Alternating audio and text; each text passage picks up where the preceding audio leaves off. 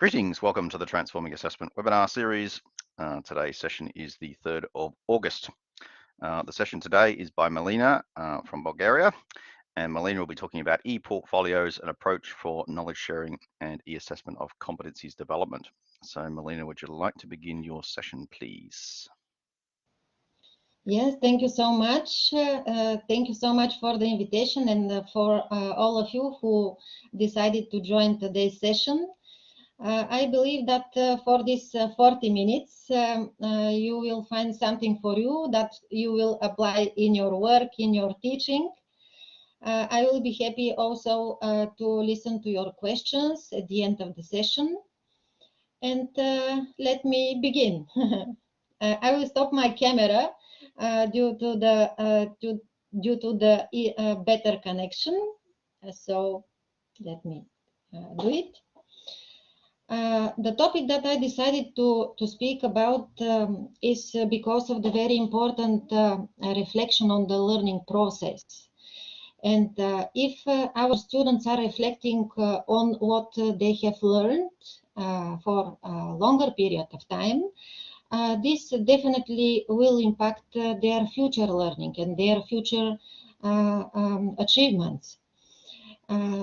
In this topic on the screen now, I decided to put the attention on INC form because knowledge sharing is a continuous process, and our students are sharing knowledge that they have previously with their colleagues during the current school year or for the upcoming learning process. But this is not a process that is for a specific time. It is a continuous one, and it is strongly related to the assessment. So I will answer the question today because we are limited to some extent in the time, how we can use e-portfolio approach for a more efficient e-assessment process. But let me briefly introduce myself. I have defended economics PhD degree in 2011, and I have defended second PhD in 2014.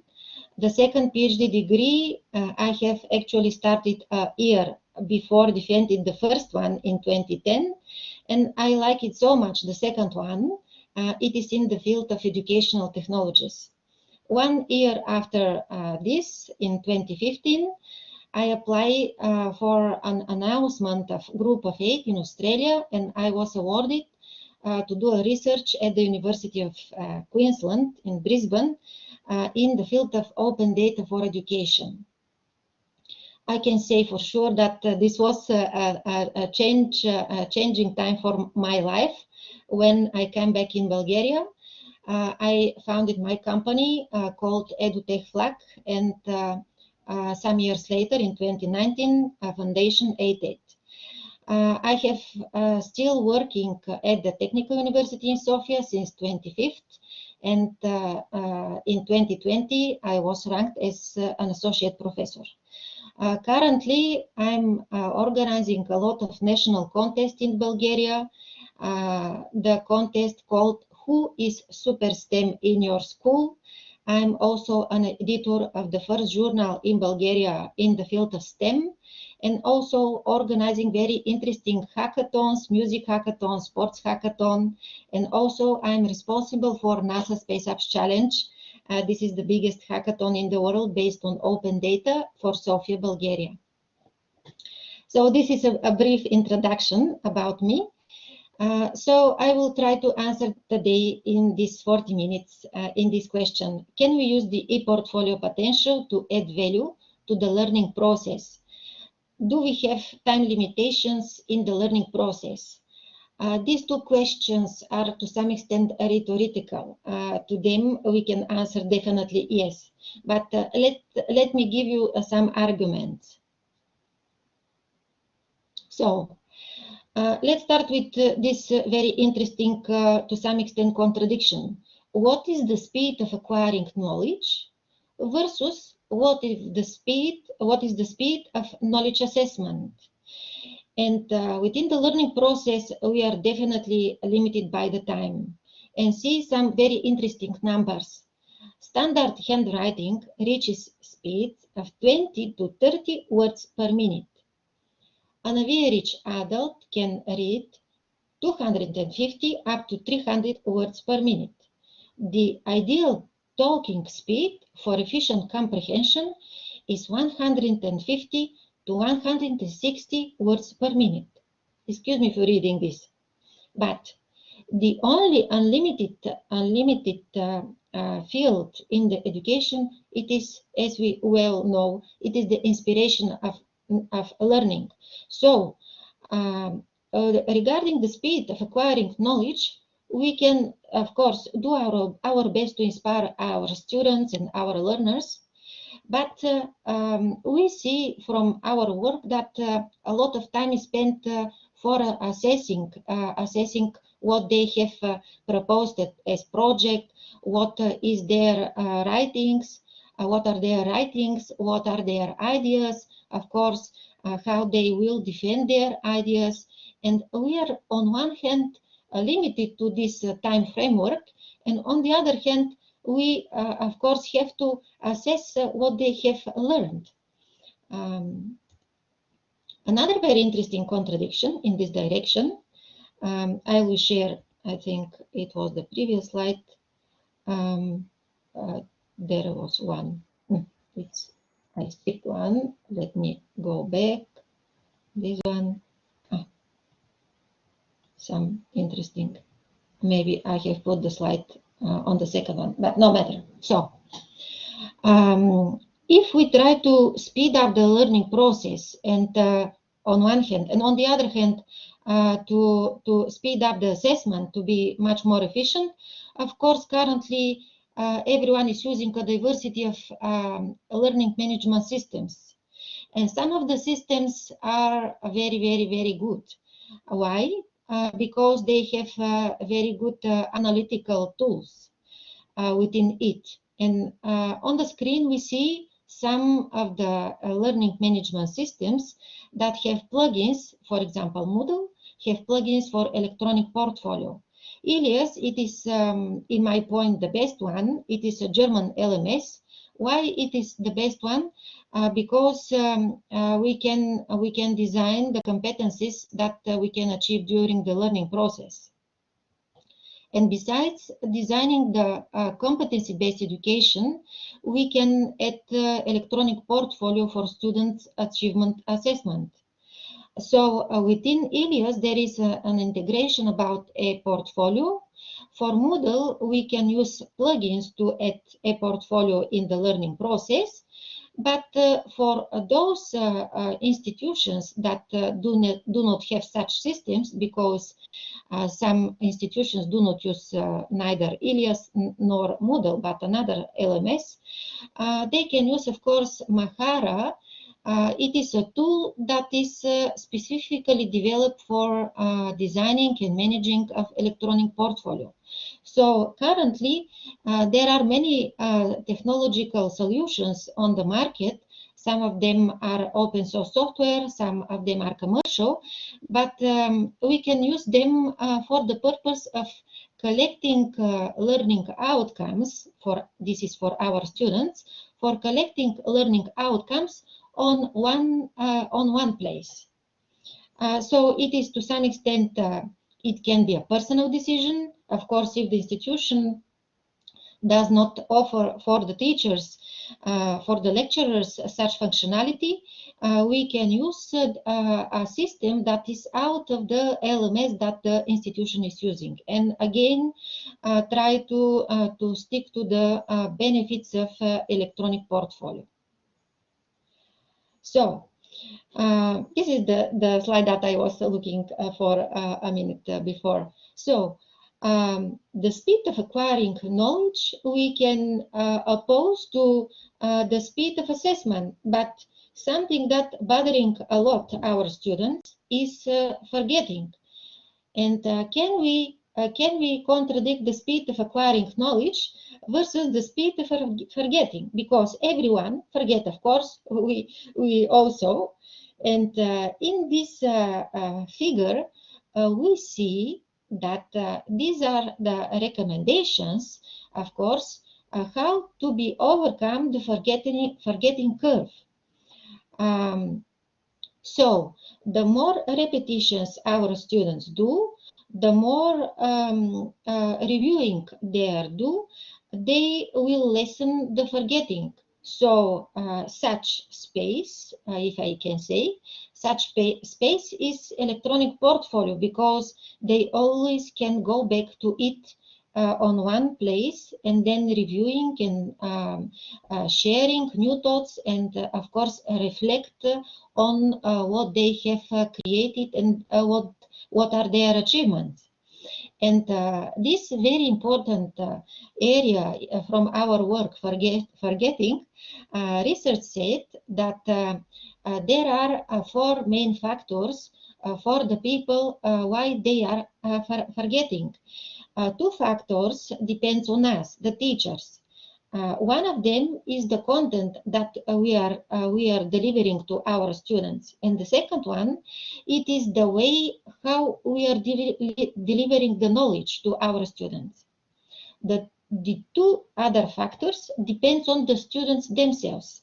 The first one if they have a good sleep, and the second one if they are stressed. So towards speed of acquiring knowledge, these are very good arguments about using electronic portfolio. So during the school year, we can divide our time, because speaking about the time efficiency, we can divide our school year to teaching on our side, learning on the side of our students, and assessment. And this percentage here I have put not because of their portion on the time of the school year, but because of the importance of the teaching. And assessment, on my point, is much more important, the model of assessment, and how we are assessed the knowledge and competencies. It is much more important than the teaching, because if the assessment is not objective, if the assessment is not visible, and it is not demonstrated, actually, if our students do not demonstrate their outcomes, we will not make the assessment efficiently. And the assessment have to be simple.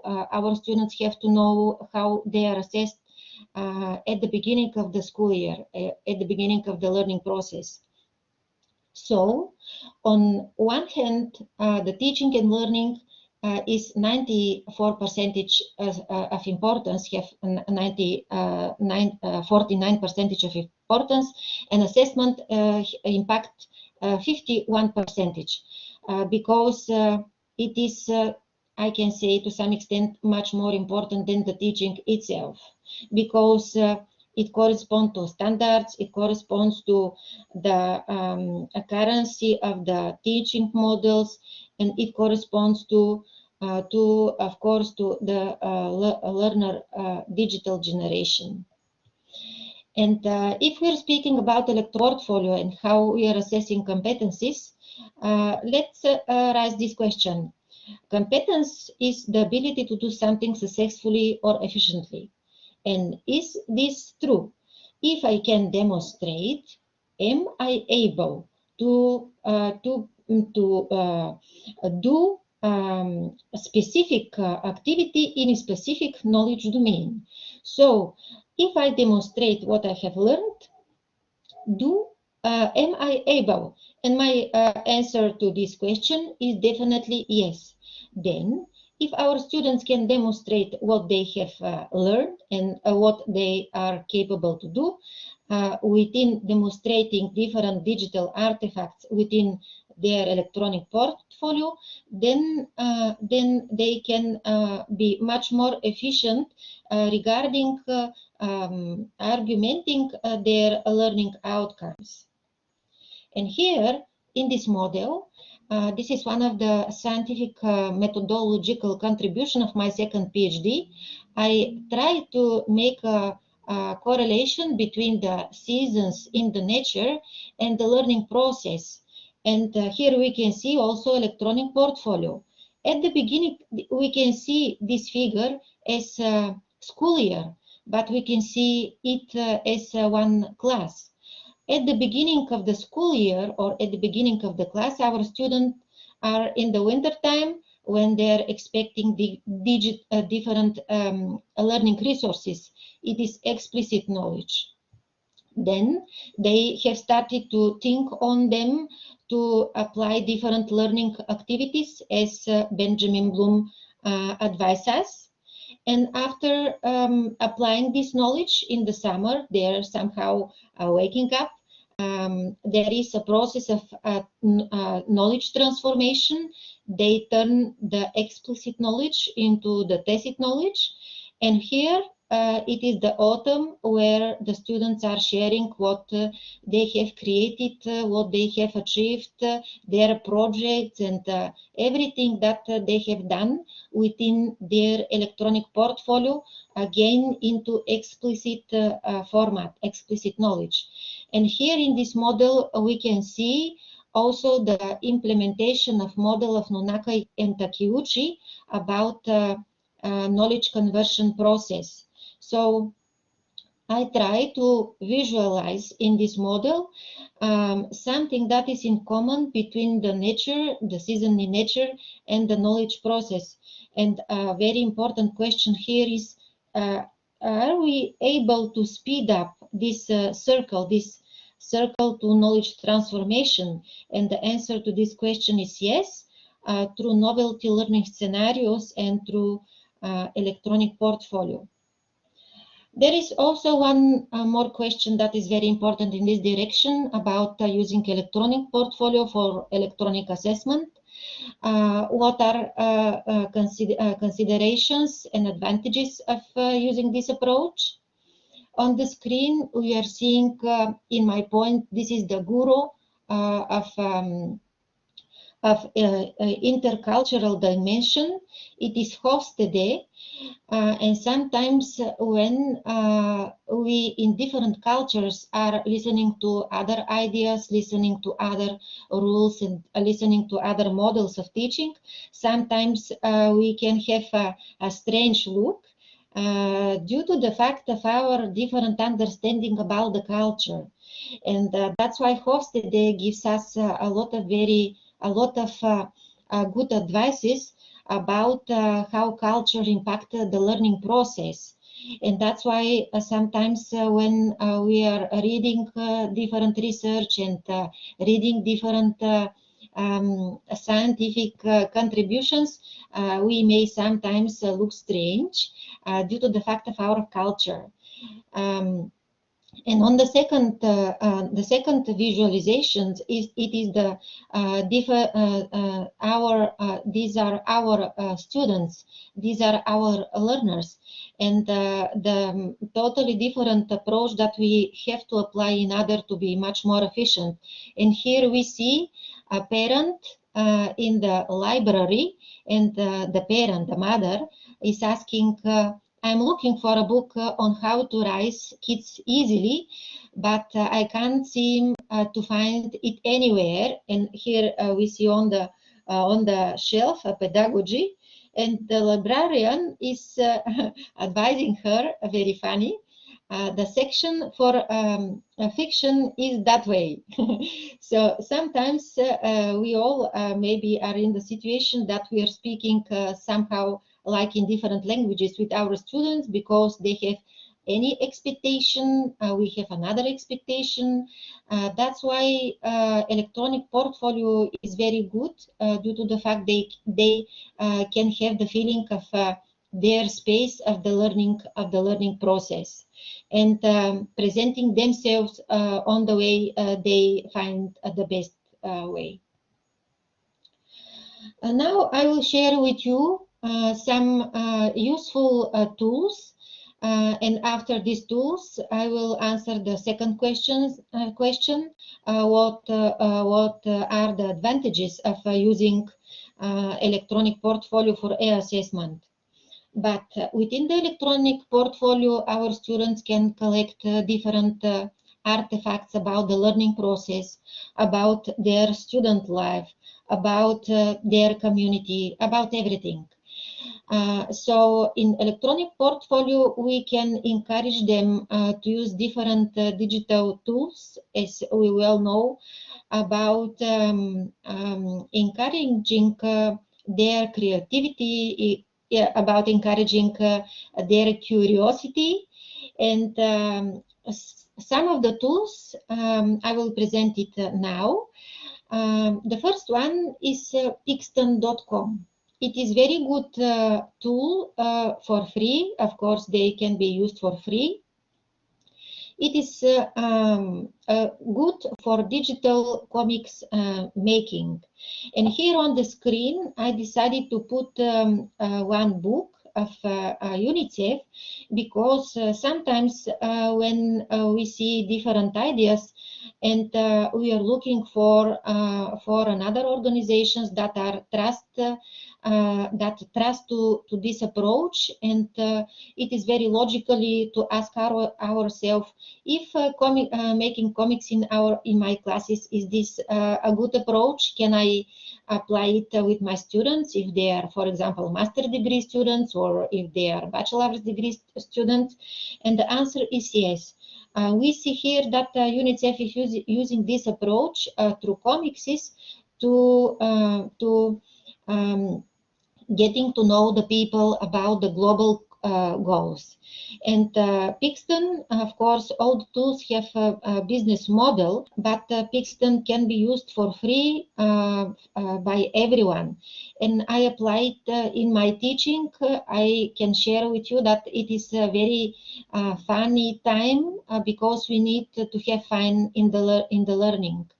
And the students and the teachers that I'm teaching with my at my company, and also all the people that I'm sharing it with them about Pixton, it is very, very efficient tool. Another is 3D QR.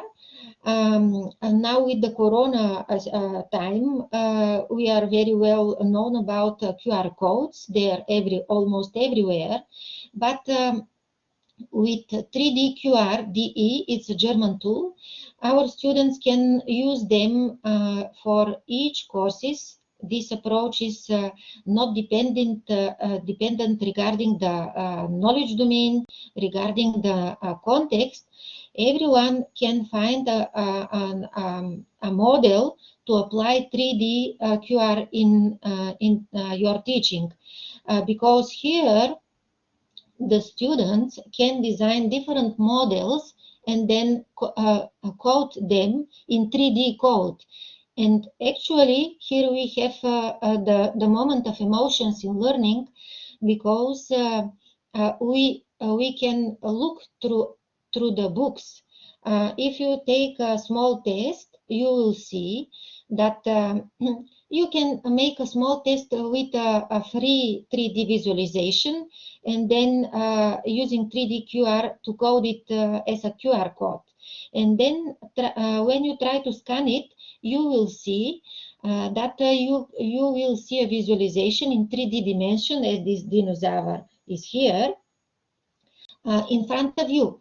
And it can be used for medicine, in the field of medicine. It can be used in the field of engineering. It can be used in the field of art, in sport, everywhere, because in each knowledge domain, students can think about how the knowledge written into the books and into the manuals can be transformed in the different project through 3D visualization. And here, using such tools, we can speed up the learning process. And at the end, when they individually or in a team, when they create such models, they can collect, of course, them in their electronic portfolio. Another very good tool is Plotagon. It is an excellent tool for designing a 3D movie story.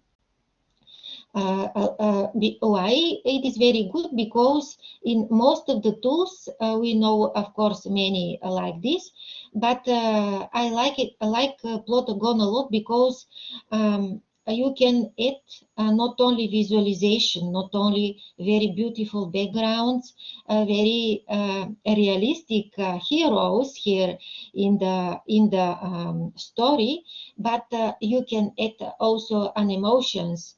And there is a library of visuals, library of backgrounds, but I like the most the library of emotions. And when the students are designing any 3D movie, actually they can put, for example, emotions, the sound of emotion for happiness, for being angry, and things like this. And actually, the learning process become much more realistic, and on one hand, and on the other hand, much more exciting. Another tool, it's Adalo.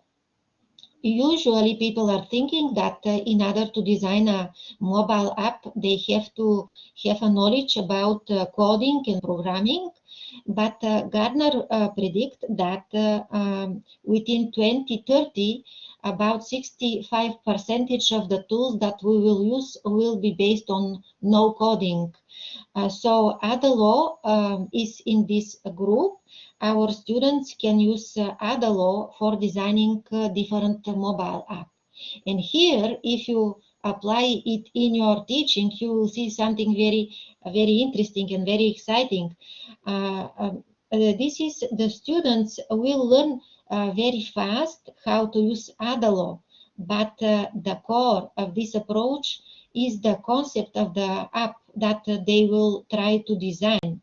And actually they will come to think about questions that are to some extent out of the course, out of the knowledge that we are giving them at the beginning of the course, or at the beginning of the class, or at the beginning of the lecture, because for our students it is very easy to use such tools. And here the very good approach is the one that we are sticks very slightly and very precisely the usage of digital tools in order to boost them, think deeper on the knowledge content. And for example, if I'm teaching physics, so they can think about designing an app in physics. It can be like a game, it can be like a very famous physics scientist. They can think about different ideas to propose using Adalo. If I'm teaching, for example, medicine, they can think about using such tool for improving medicine services, or making different commercial services, no matter.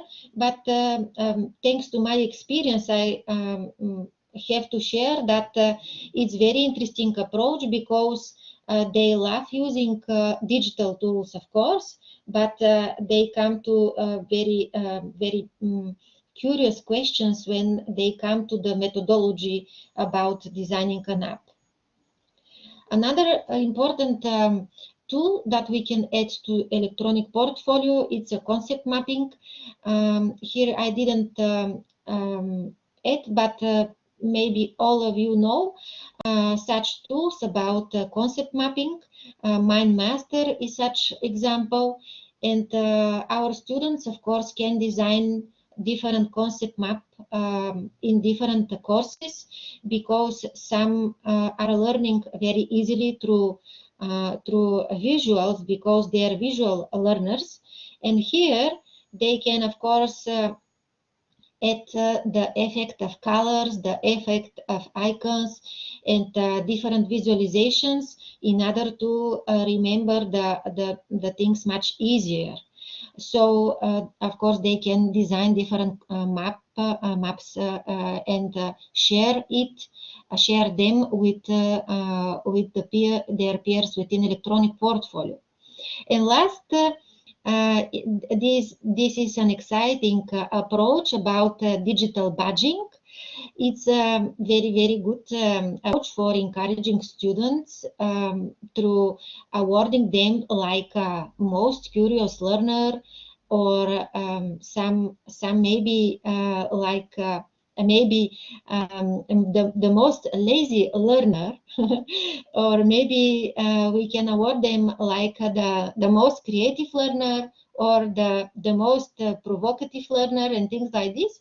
But using digital badging is also extremely efficient approach for knowledge advancement in an efficient way that corresponds to the mindset of our students. And going back to the demonstration, this pyramid is very popular. We all know this pyramid, but 5% is acquired to listening to the lectures. How we can go to the bottom and boost the learning process through active learning, and come to 90% of efficiency in learning? Of course, if the students are explaining everything in their electronic portfolio, falling into the group of teach others, of course, the learning process will be much more efficient. Now, if we think for a while about the year that was previous one, 21st, 22nd, and for example, if I can say for myself, if I can divide in portion how much time in my teaching I spend for lecturing, for discussion, for demonstration, maybe we all will agree that most of the time we are lecturing. I'm not 100% sure, but the current practice in teaching and is lecturing. We can go to this percentage, 90%, through giving them much more time during the school year to argumenting and presenting what they have created and within their electronic portfolio. And here is the other question that I raised 2 slides before. What are the considerations and advantages? And one of the advantages of using the analytical tools that is integrated within some of the solutions. And here we see search engine optimization. This abbreviation is very popular, but in some of the electronic portfolio tools, we have very detailed analysis about the learning process. And I am happy to share with you, maybe you know, the approach of Professor Eric Mazur from Harvard about peer instruction, and the platform that he with his team developed, so-called Perusal. Perusal is an amazing tool, and it allows us to make an analysis on very deep level. For example, how many minutes our students are reading on page 6, or how many minutes our students are reading on page 27. And here, these analyses are very good base for raising another questions. If this content is difficult, or is this content is not explained very well, so within the electronic portfolio, we can make a very good analysis and answer the question, how do learners learn, and then to try to be much more adaptive to their personalized mode of learning, because we know that some students are learning because it is too hard, another are learning on much smaller portions. And one of the biggest advantage of using electronic portfolio is the understanding about how learners learn, and analyzing everything related to assessment. And of course, here I will share at the end, because I'm I'm looking at the time also. Some results of my teaching using electronic portfolio for e-assessment. This is a paper at the TU Sofia, NTA-TU-Sofia, but it is in Bulgarian. It is one of the courses that I'm teaching there. It's called Business 4.0. I like it a lot. It is close as a methodology about Industry 4.0, but Business 4.0, it is related to the automation and speed up of the managing functions within the different functional domains such as marketing, financial management, etc. So this is the course, and I'm teaching electronic portfolio. I'm using electronic portfolio in the teaching, and here in this domain, Uniblock-NBIS Tumblr, I encourage my students to use Tumblr as a tool for electronic portfolio and collecting and presenting all the assignments within the course. And later on, you can take a look on it. They have presented different learning outcomes, through the course Business 4.0. And also, at my company, I'm also designing and organizing courses for teachers in Bulgaria at high school. They are certified by the Ministry of Education, and I'm awarding them with certificate as a result of the courses. They are in different topics. For example, STEM methodologies, STEM technologies, designing novelty learning scenarios, and things like this.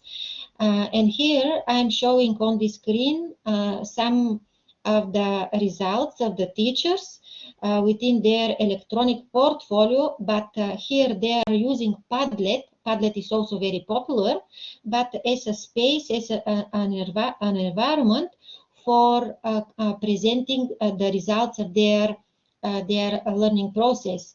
And actually they're able to share their electronic portfolio with the other teachers, and of course sharing knowledge. So this is a very good approach for sharing knowledge, and of course a very good model for objectivity in assessment, because everyone is seeing what everyone is done. And of course, the teachers can reflect on what they have learned, for example, in this course, and how they can improve it in the future. So with this, I'm keeping with the time, about 40 minutes, I believe. And I would like to say thank you so much for your attention and to listening to me. Thanks once again for the invitation, and I will be happy to answer to your questions. Thank you. Okay, folks, so if you have questions, you can either raise your hand using the hands up symbol, or you may type one into the text chat. Cesar has already got a question in the chat. He or she is asking, what disciplines do you teach and use e-portfolios? So that's a question for you, Milena. Thank you. I'm using a portfolio at almost all of the courses at the university, and when I'm teaching teachers. At the university, I'm teaching based on my 2 PhD. I'm teaching economics, applied economics, and cost management, and also I'm teaching Business 4.0, process management, and information technologies in organizations, thanks to my 2nd PhD. So I'm using this approach almost everywhere, because for many years, almost 7 or maybe 10 years, I see that it is a very efficient approach, and the students are keeping this electronic portfolio forever, because in Tumblr, for example, they can keep it forever.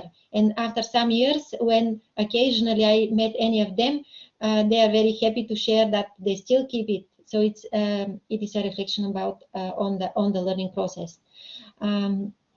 I see a question: how do engage with and evaluate e-portfolios? Thank you for this question. Usually, students are very interested in what are the criteria for having the highest mark, because here in Bulgaria, the highest mark is 6 and the lowest is 2. And I'm giving an example. See, this is an electronic portfolio for an excellent mark. It is extremely creatively designed, and the criteria for you is to present the knowledge within the course. This is first criteria. The second one, I'm trying to follow the simplicity. The second one is to use the terminology of the course, and the third one to be creative. And sometimes when they are asking what do you mean by creative, I'm giving an example about an electronic portfolio that is done very poor, and the one that is extremely creative and amazing. Another question, do all teachers in an institution need to use similar tools? Otherwise, students spend so much time learning the tools rather than the content of the course. Thank you for the question.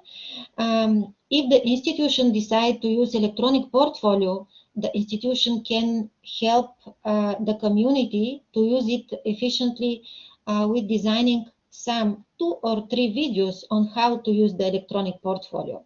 And on my point, it will be good if everyone is using electronic portfolio. The students for their learning process, and also the teachers for their career growth. So they will not spend much time, in my point, because our students can easily learn every tool. But it is an institutional decision if this will be an integral part of the learning management system, or it will be out of this. But we can encourage them to use different approach. I mean, we can encourage our students to use different approach. Another question. Thank you so much for your questions. What changes you advise faculty to make in their course curriculum to include more electronic portfolio? I think that in the course curriculum there is no need to make any changes, but just to add what can I say, the most appropriate, as an efficient tool for better advancement, for more objectivity in the assessment.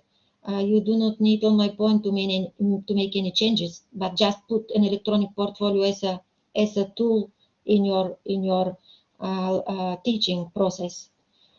Another question. Thank you so much. What changes you advise? Yes, I read it. How is accessibility considered, and are there alternative options, adaptations? What do you mean by accessibility considered? If this tool is an integral part, like a plugin in Moodle, for example, or if you are using another tool, you can find the solution. It has to be accessible. And see, if the students enroll in the first grade and he collects everything up to the 4th grade, it will be something amazing, because our students usually put in their notebook anywhere. On some courses they have, of course, digital projects, but if they collect on one place everything that they have learned, it would be a really very good collection artifacts about the advancement. And how do you manage the assessment marking load? This is a very good question. Thank you so much. Actually, the students, we have an activity at the end when they are presenting what they have done during one of the last classes. Everyone, because last year we were 100% digital.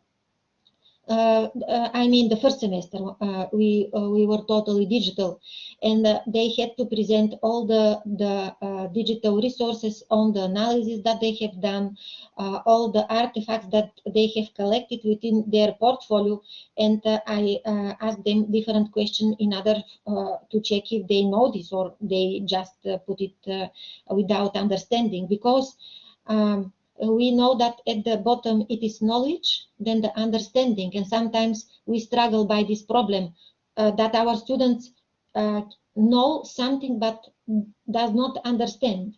And through this discussion at the end about what they have done within electronic portfolio, sometimes they can understand the things that they didn't understand up to then. Thank you so much once again for your question. And then actually when I'm asking them, I'm collecting and writing their final mark. So we can spend one class for this presentation, and also through argumenting about different results presented within the electronic portfolio, we encourage them speaking, because we know that this is also a problem, because our students does not speak enough professionally, but they have to give an argument about why and how they did this or another thing. Thank you so much, Alicia, for your feedback. Here there is just a comment. Thank you, Pauline. Thank you so much. Another question: we have an e-portfolio available and integrated into the LMS, but get some academic resisting the use of it in course. How do you manage the change process to get by for using it? Thank you for this question. Actually, at the TU Sofia, we do not have any obligations to do this approach. This is my choice. I decided to use it because I see that it is efficient, and if anyone decided to use it, it can make a personal decision if the institution does not have any regulations, if I understand correctly your question. How do you manage the change process to get by for using it? Usually, now at this situation, thank you once again for this question. At this situation with Corona, we see the lack of knowledge regarding change management, because if all we know much more about change management and this essence of importance to change our teaching, it would be much more better, I think. So change process is the biggest obstacle, if I can say, but this is not such big barrier for us to change. So some people are change easily, another one no, but I believe that we have to put enough efforts towards be in the highest use for our students, to be digitally prepared, to be responsive, to give them option for personalized learning and for reflection. So this is my answer. If you highlight the benefit for professors, it would encourage them to use it more. Definitely. Thank you so much once again, Alicia. I think that just try with a small group with not many students, and then try with another group with much more students, and ask them for feedback and encourage them to speak more about what they have done, because our students need more encouragement even if they have mistakes. So I'm confident that if you just try to use electronic portfolio with small group, with not many assignments, you will be much more motivated to use it for a longer period of time, and you will be also satisfied because you will see the results of your students, and you will see that using different digital approaches and digital tools, they can amaze you by their creativity. And of course, we must not forget the element of fun in learning, because with some of the, or maybe most of these tools, the students will feel fun. through the process of learning. And thank you so much once again. Benefits is crucial. It's easy to say with what we know. Mentors too can be helpful. Thank you so much. My advice to academics is always one step at a time, small changes that gradually grow. Definitely. There is one Finnish paradox. It is this: less is more. So try less and see more. It is. Thank you so much for your questions and for your comments. I'm so happy to answer to them. Thank you, Fiona. Mike has a question there. Do employers support student use of e-portfolios? I guess he means the future employers of students. Mm-hmm. Thank you for the question. Up to now, I do not have any feedback about this, but I believe that for the employers, it will be a very good tool to see the advancement of the students. This is very good idea. Thank you.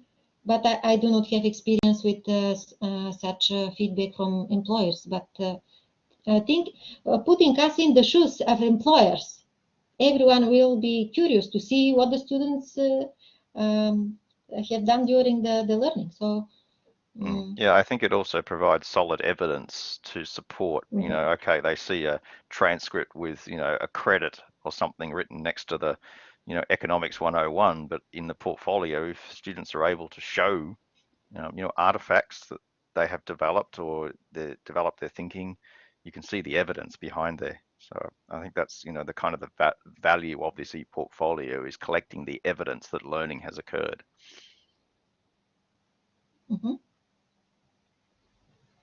Thank you so much. Okay, any more questions, folks? Still have a couple to do. Actually, Milena, I'd like to make the comment about the modern tools you're using. You know, when I think about e-portfolios before, it was like, oh, you need to add your essay or add your written report. But I think you've shown that, you know, e-portfolios can be much more than, you know, plain written materials or the results of an essay or assignment. You've got, you know, 3D models and programming artifacts and all sorts of different things that can become part of that digital portfolio. Martin's got a question. Where are e-portfolios stored beyond the school, or how are they transported? You know, how can they become portable, I suppose? First of all, thank you, Matthew, for your feedback. Yes, I see for the last some years the excitement within the learning process, and usually students do not love exam time, but when they have to present such inspirational artifacts using such tools, they are keen on explaining it. And here on the question, how they can be transported, actually we know that those elements that are SCORM standardized, all the data can be transported in another learning management system. So all tools that are that follow this standard SCORM, you know, shareable, reference, content, shareable, content, reference, object model, so it can be transported in another system. Ilias is such.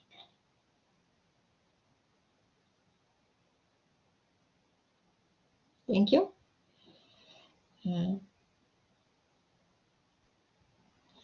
The introduction of many digital artifacts is a fabulous idea, certainly not something I had thought about. Thank you so much, Fiona. Yes, you will see that there is one metaphor, so-called the appetite comes with the food.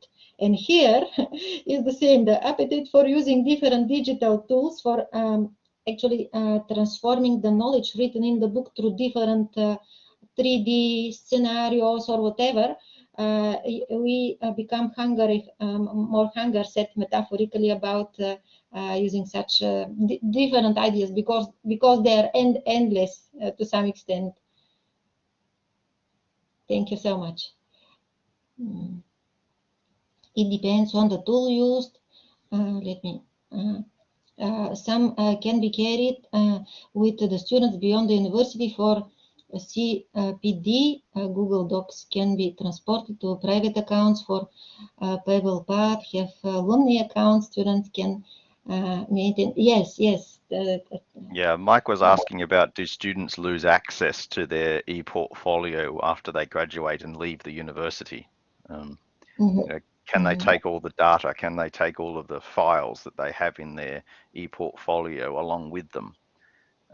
And Pauline has made the point, yes, it does depend on the platform. It's about how you can export that portfolio package so that the students can take it with them. Yeah. This is decision of the institution, but for the usage of the students, this is very good question. Thank you so much. The institution can make two portfolio, one for usage for the student after graduation and one to be kept at the university. So it can be done, of course. Yeah. I mean, the students will have the original artifacts that they put into the system. So at the very least, they will be able to take those sorts of things with them. I guess it's also about making the students aware of the limitations. You know, what happens when you are finished? How much of this can you take with you, and what does it look like? Yeah. But the university can do can make such portfolio for the students' usage. The institution can encourage them, for example, to use Tumblr, which is for personal use, and to use the portfolio at the university.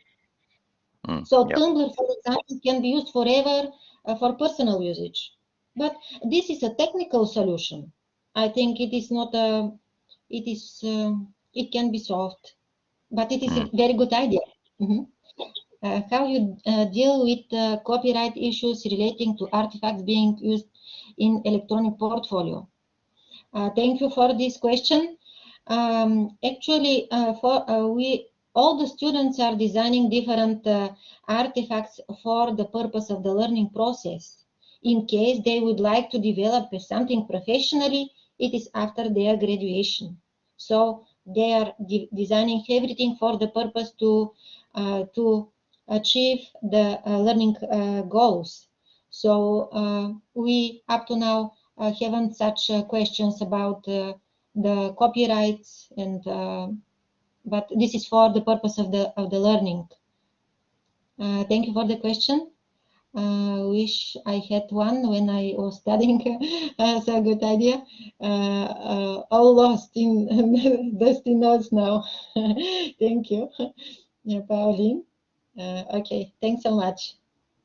Yep. Okay, thank you very much, folks. We are on the hour, so we can probably close the session. I just want to give a quick introduction to the next session.